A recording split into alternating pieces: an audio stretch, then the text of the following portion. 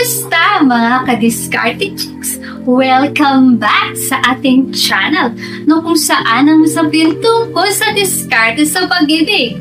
Ngayon, pag-uusapan natin ang 9 signs paano malalaman kung type ka ng mas batang babae sa'yo.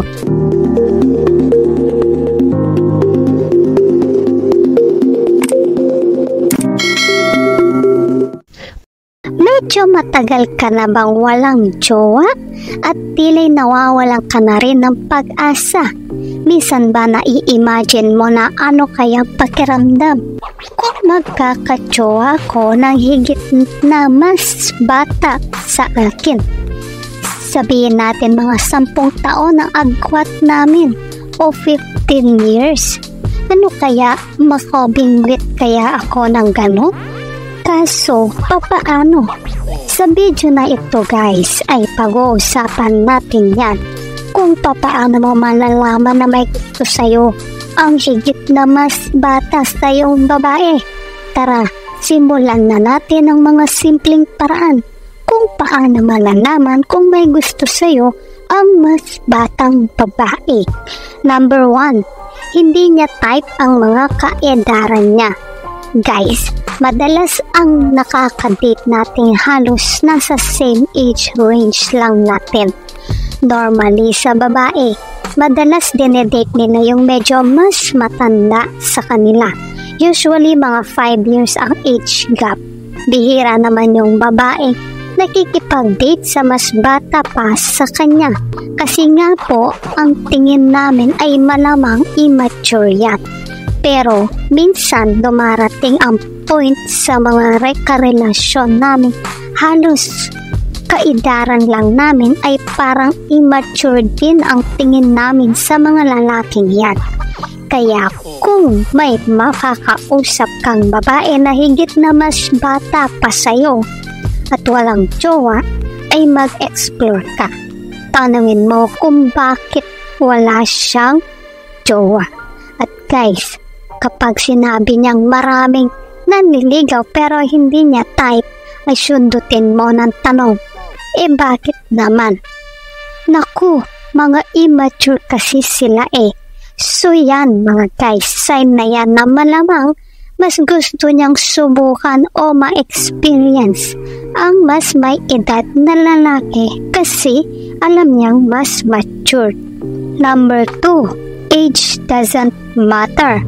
May mga babae guys na wala talaga sa kanila ang edad ng lalaki May mga babae nakikipag-date sa mas batang lalaki sa kanila. At meron din talagang nakikipag-date sa mas higit na may edad sa kanya. So, sa ilang babae, age doesn't really matter.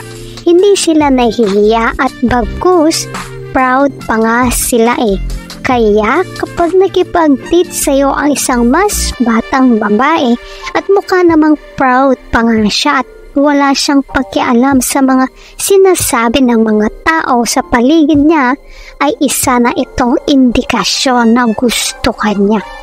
Number 3, hinahangaan niya ang mga experiences mo. Kapag nagkukwentuhan kayo ng mas higit na batang babae kesa sa iyo at tila bang hangang-hanga siya sa mga kwentuhan mo, sa mga experiences mo sa buhay, bilib na bilib siya sa mga pinagdaanan mo sa buhay mo, sa lahat ng mga kahirapang iniraos mo at palagi siyang parang nag-aabang sa mga kwento mo sa buhay mo, ay dahil hinahangaan niya ang maturity mo, kasama na dyan ang kakayanan mo dalhin ang sarili mo sa iba't ibang klaseng sitwasyon.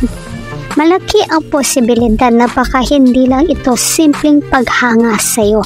Kasi mga ka-diskarte chicks, sa totoo lang, hinahanap-hanap din naming mga babae ang isang lalaking alam naming kaya kaming gabayan at alagaan.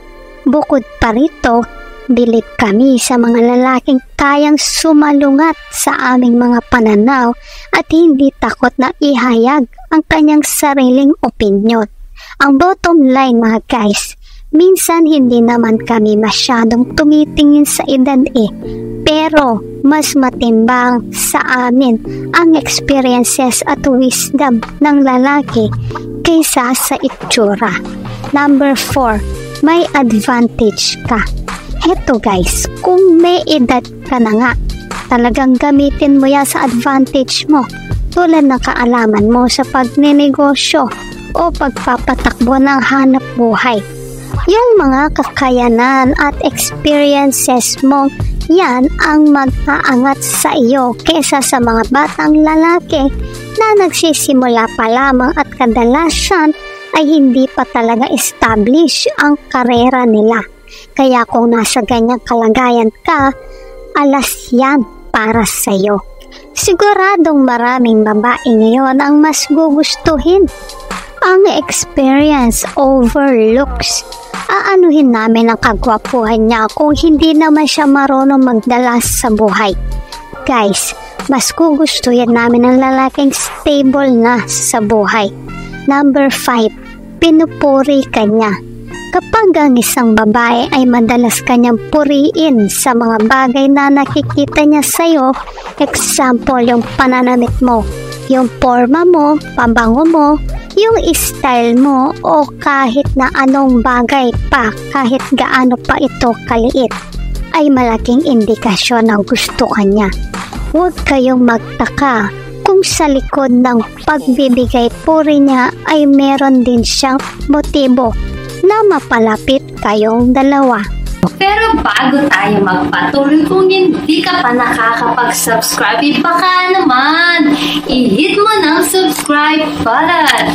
Now na! As in, now na! Number 6, gusto kanyang kasama. O guys, makinig po kayo.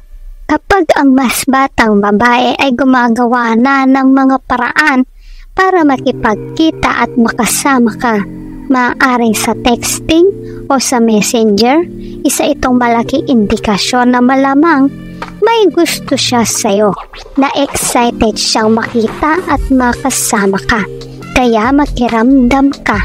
Sunggaban mo ang pagkakataon na tignan kung saan ito patutungo. Number 7, inuusisa niya ang mga ex mo.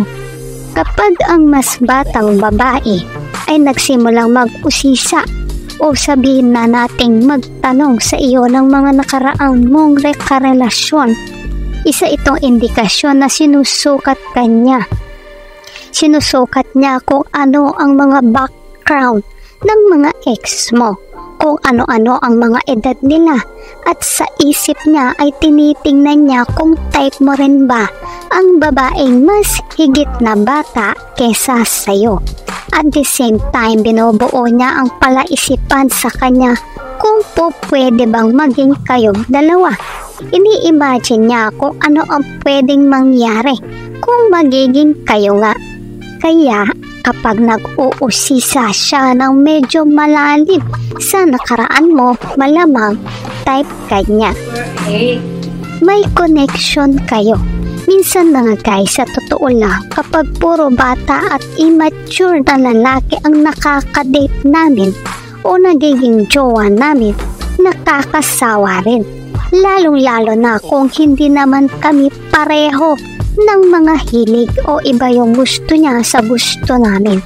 Dahil sa mas mabilis siguro kaming mag-matured kesa sa mga lalaki.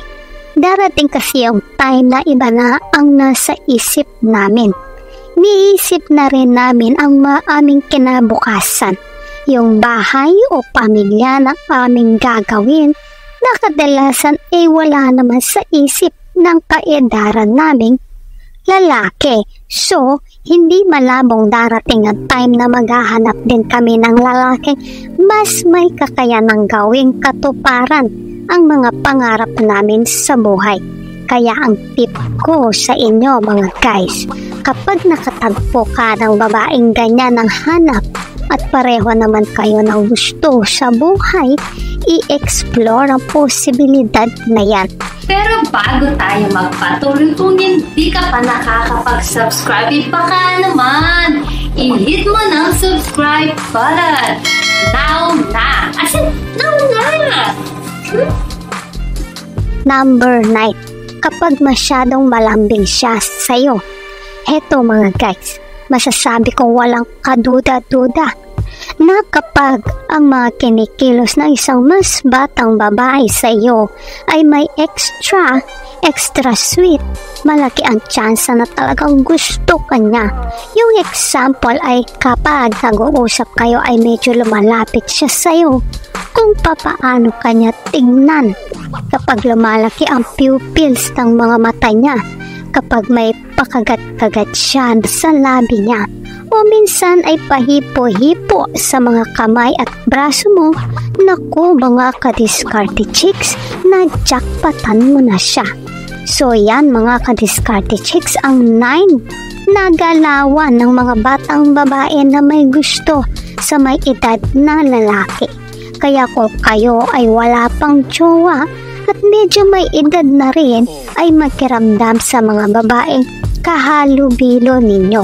Malay nyo, maka-jackpot ka. Kung nagustuhan mo ang video na ito, huwag kalimutang mag-like, share at subscribe para sa iba pang useful na content. Maraming salamat sa panonood.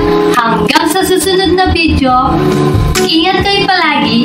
Let's spread love.